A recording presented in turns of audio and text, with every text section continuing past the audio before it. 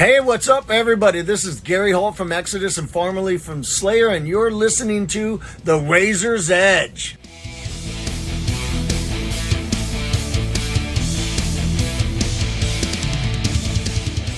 You're listening to The Razor's Edge. My name's Matt, and I'm at DesertFest, just outside Dingwalls, with Morag Tong.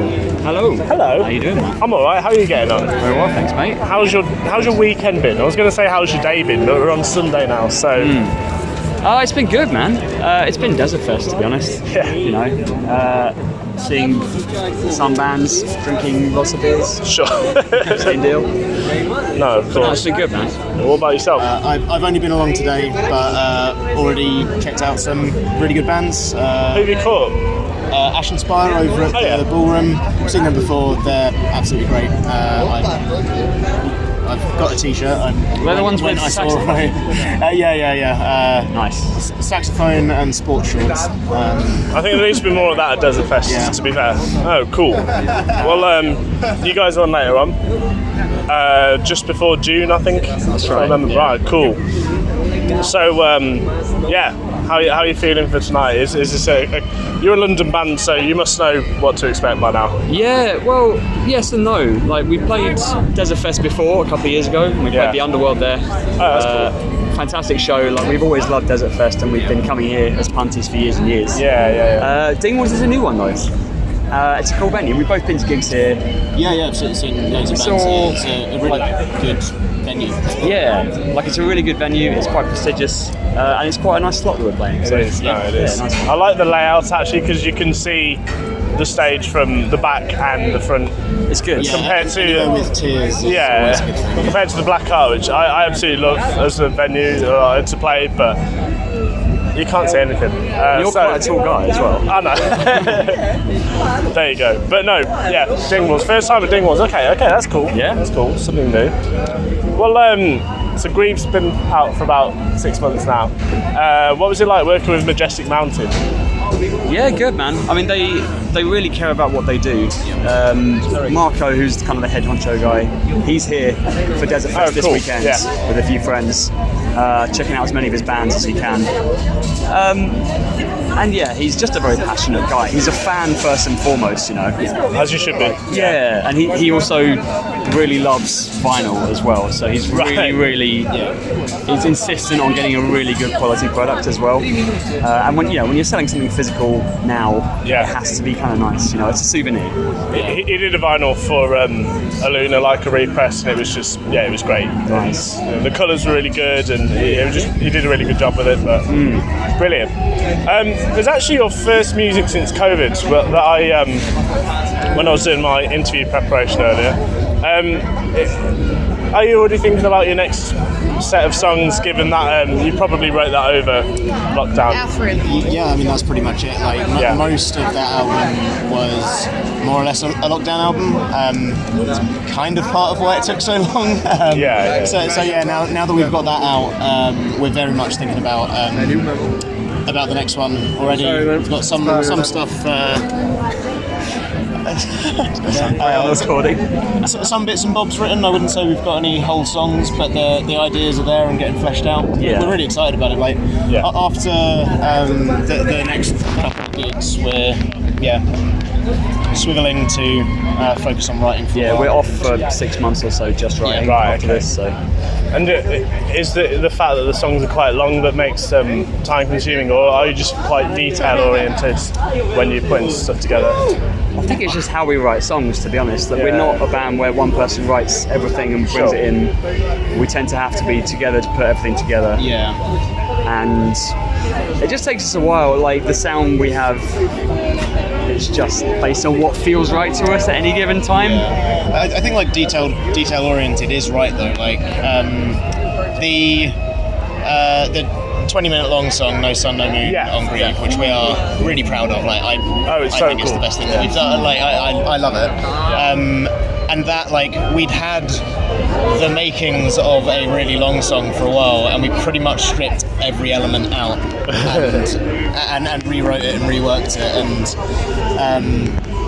that's not necessarily how we do everything. Other stuff comes together really quickly, but but yeah, like we are kind of perfectionists in what we do. I think like we wouldn't have been happy releasing a different iteration of that song. Yeah, absolutely. I mean, yeah, like Adam says, we threw like 10 minutes of that song in the bin and started again. You know. Yeah. I think at least in the studio you can make it like the biggest possible vision of a song it can be, and then live it becomes its own thing. But I mean, yeah, why not? If you can do a 20-minute song, then I think like we're done for that now. We've kind of.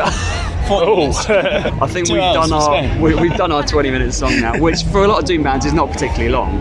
I mean, Jevadan put out a 40-minute song, you know, one song album last year as well. Obviously, a mate of ours. Bellwitch needs to be named dropped. Exactly, you know.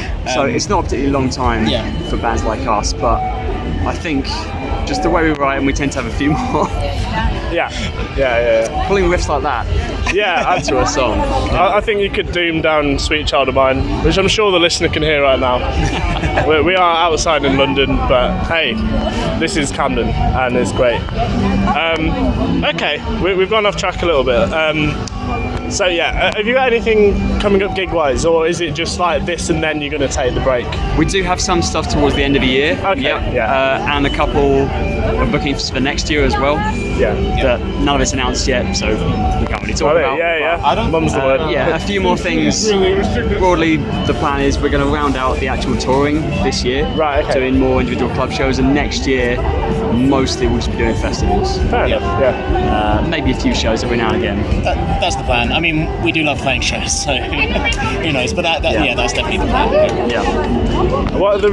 Obviously, London's a big city, and you get a lot of bands coming through London. Like, what do you see is the real benefits of coming up through London? Honestly, desert scene is a big one. Like so many of the really good gigs that we've played have been through them. And obviously getting on DesertFest and things like that. But there's also just like a really good scene for this quite niche kind of music. It is niche, I mean, Camden is the place to be. Although Hackney's kind of thrown its hat in the ring in recent years, like it's just a really nice scene in London. It's good. I think the access to good venues is really important, and a lot of places don't have that. In London, there are still a lot of them. Obviously, a lot of them are closed over the years, but we do have great venues kind of all over the place, and it's easy to get gigs there. Oh, cool. I do want to give a big shout out as well to London Doom Collective as well, because in more recent years they've done some absolutely fantastic work getting those smaller bands up from the grassroots level. Yeah, absolutely. And you know, they put on their own festival that is, you know, it's a mini Desertfest. It's awesome. Of course. Well, when you mentioned Hackney, like, I went to Master the Riff last year, and first time I'd ever been to that part of London, and it was such a well-run event, and they're really cool guys. You know, they've done stuff for me as well. You know, they're great. You know. And it's just so important to have that level of passion with people actually putting gigs on at that level to get started. Yeah, of course. Right, well, we're currently like just above Camden Market, which has got like a million different food stalls. You could get any cuisine, anything you want. You can even get pub grub if you really wanted. But what's the food of choice when you're in Camden Market? Well, me and Alex are both vegans, so our choices would be different to James and Lewis. They would definitely go for, I don't know, something very meaty. Normally? Yeah. Fair enough. I mean, I can answer because I already had food today. I got loads of noodles and tofu and stuff, and it was great. I think Woody Grill, to be honest. Which anyone who's been to Camden, I'm sure they will. We all know Woody's, There's that nice falafel place, the Underworld, is it? King of Falafel. Classic. Yeah, it's good. Yeah, that might be my midnight snack after we play. Right. Excellent. Guys, it's been really good to have a chat and meet you. I met you briefly the other day, but thank you for your time. No worries, thank you, Matt. Yeah, this has been Morag Tong at DesertFest for the Razor's Edge.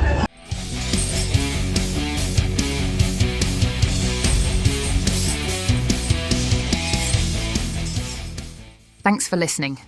Make sure you keep up to date with all of our interviews by subscribing to our channel.